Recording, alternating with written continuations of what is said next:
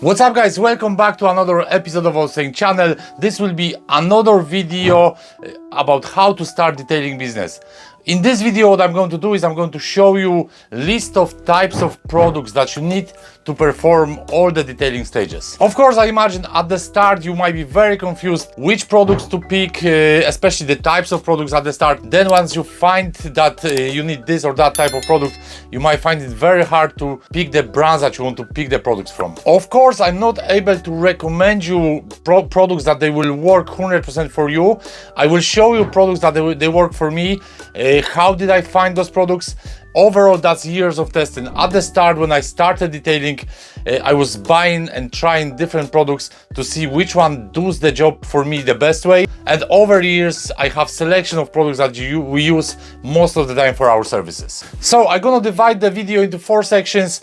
I'm gonna give you idea about products that you need for decontamination process, then for the interior, products for start of machine polishing, and then for finish of the car when you have everything completed. In this case, I mean finishing, sealing the surfaces of the exterior of the car. When it comes to detailing, it's about doing the job safely, effectively. The idea is to use the least aggressive method when you're doing any sort of stages in the process.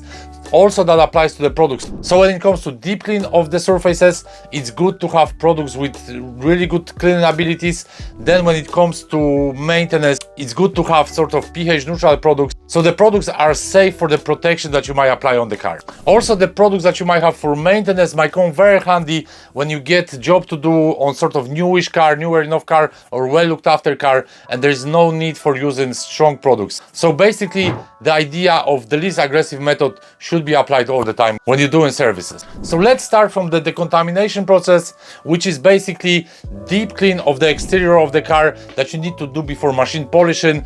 Also, it's a sort of process that you should do once, twice a year for car as a maintenance process to remove any sort of stubborn contaminants that stick to your paint like tar or fallout. So starting off from initial pre-wash, what you need is a product that will effectively soften the dirt on your car, and that the product usually be applied on the lower parts, and for that what you can use is citrus pre-wash or traffic film remover. Those products have very good cleaning abilities and they'll help you to remove the dirt contactlessly. What I use for this stage usually is Vasco pre-wash, which is contactless tar remover. So this product not just softens the dirt but also dissolves tar. Once the product is used correctly, then I have the 2 jobs done in one go. For the second stage of pre-wash, what I use snow foam. In the case of dirty cars, I use alkaline based snow foam.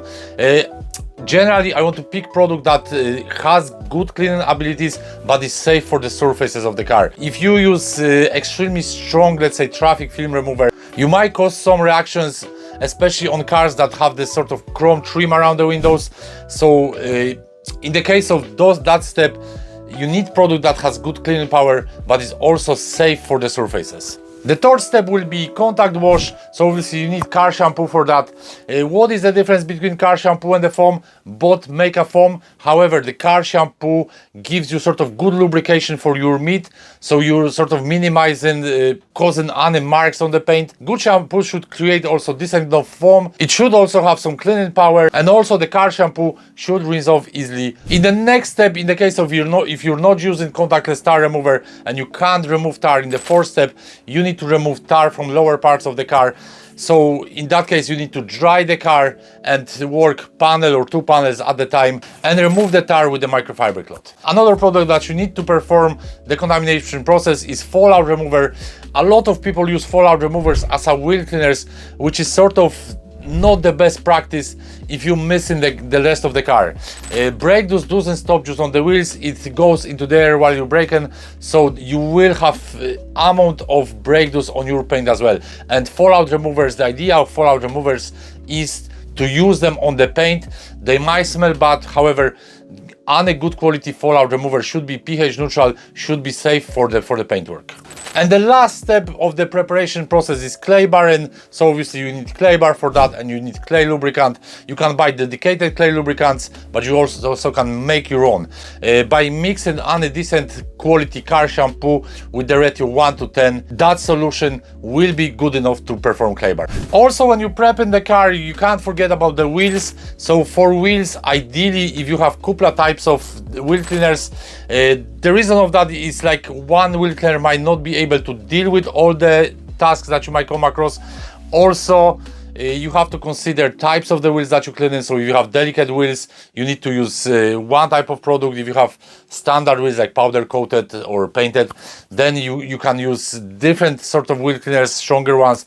So it's definitely good to have pH neutral product in the case if you'll be dealing with sort of newer wheels and there's no really need for using anything stronger. It's also good to have fallout remover, but you need that anyways for the paintwork, alkaline based wheel cleaner and acidic wheel cleaners for the hardest tasks. Another two products we have to prep the exterior of the car is water spot remover. You need water spot remover to deal with lime scale on the car. And the last product is tire and rubber cleaner.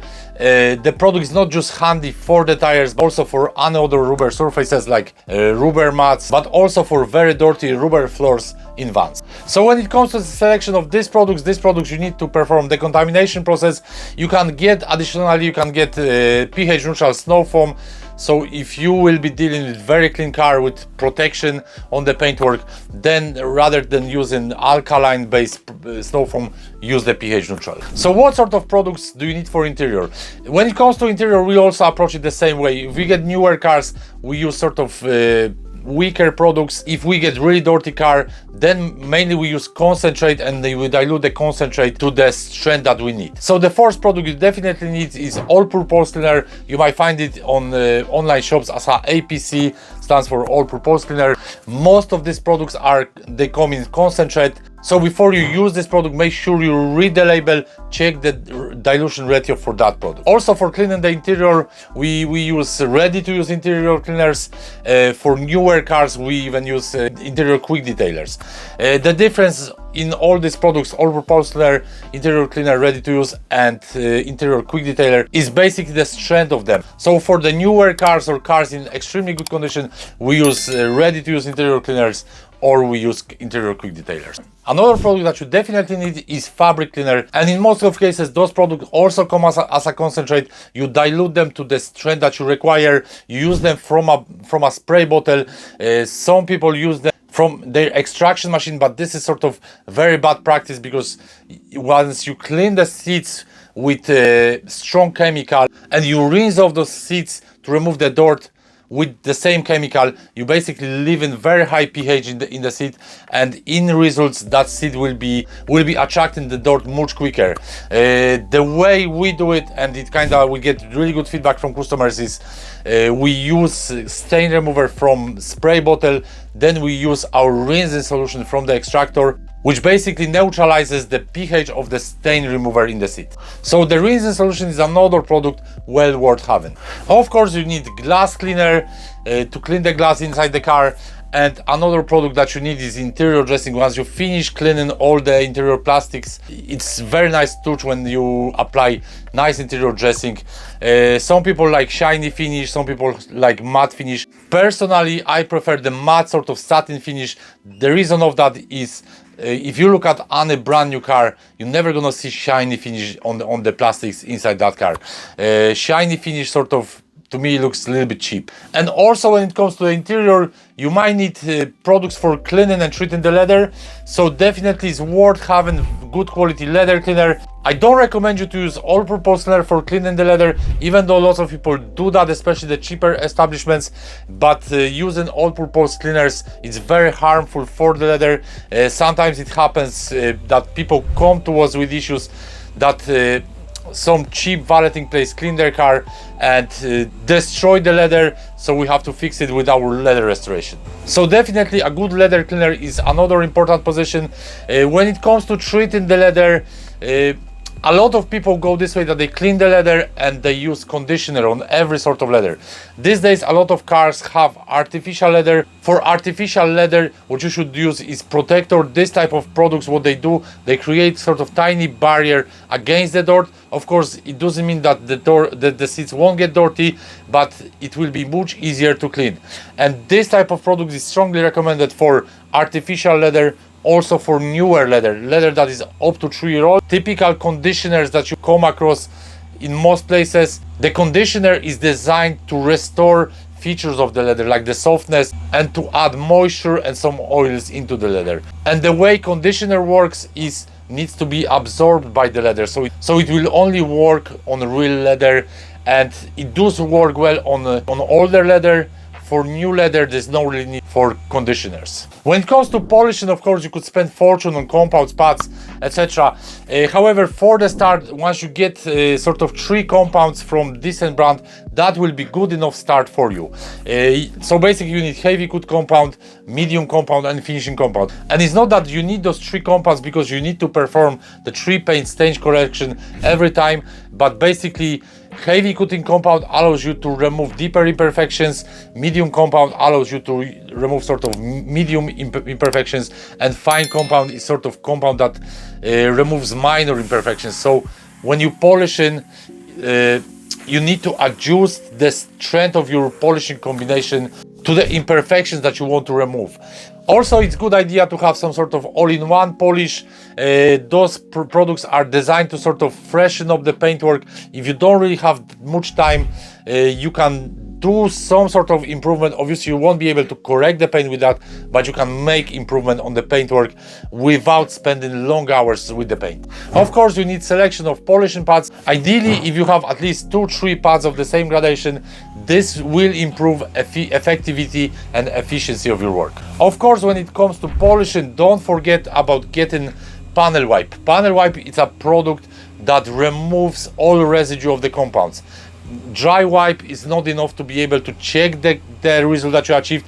You need to remove the compounds fully, then you can be sure that the job is done right or no. Another product that is very handy to have is definitely metal polish, especially when it comes to polishing the exhaust pipe. And of course, when it comes to finishing the car, when you have everything prepped, you have the car polished, all the compounds removed, it's a good idea to seal the paintwork. So what you can use for that is wax, sealants.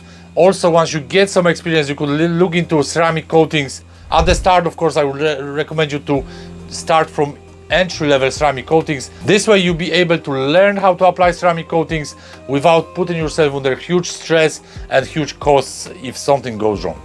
Another type of product that you definitely need for finishing the car, it's trim restorer or trim dressing. If you like to have the hydrophobic properties on the whole car, what you could get is some sort of rain repellent. You can get sealants for glass, but you can also get glass cleaners with hydrophobic properties. Of course, durability will be on the side of glass sealants. However, glass cleaner with hydrophobic properties also is a nice solution for that. And you definitely need a tire dressing to finish off the car nicely. A finished car without tire dressing just doesn't look right. Overall, when it comes to choosing the products, it's a nice bit of challenge to find the best ones for yourself. No product will be the best for everyone. Everyone has different expectations from the product. Everyone has different budget. Basically, you need to test the products, and this is the only way you'll be able to find out which product is the best for you. Once you get your products, but before you use them, what I would strongly recommend is do a little bit of research about those products, especially if you haven't used this type of products before. That applies mainly to cleaners, to like a tar remover, which is solvent, could be very strong chemical, acidic wheel cleaners, alkaline wheel cleaners, all-purpose cleaners, fabric cleaners.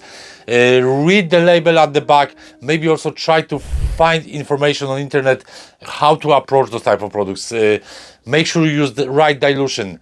This will save you from causing damages on the surfaces. So that's everything in this video. I hope you enjoyed it. I hope the video will be helpful for you, sort of to know what types of products you need to perform the process. In the description of this video, I will list the products that we use for our services. If you have any questions, comment below. If you like this type of content, make sure you subscribe my channel so you won't miss any other videos that I'm gonna publish in the next while, and see you on the next one.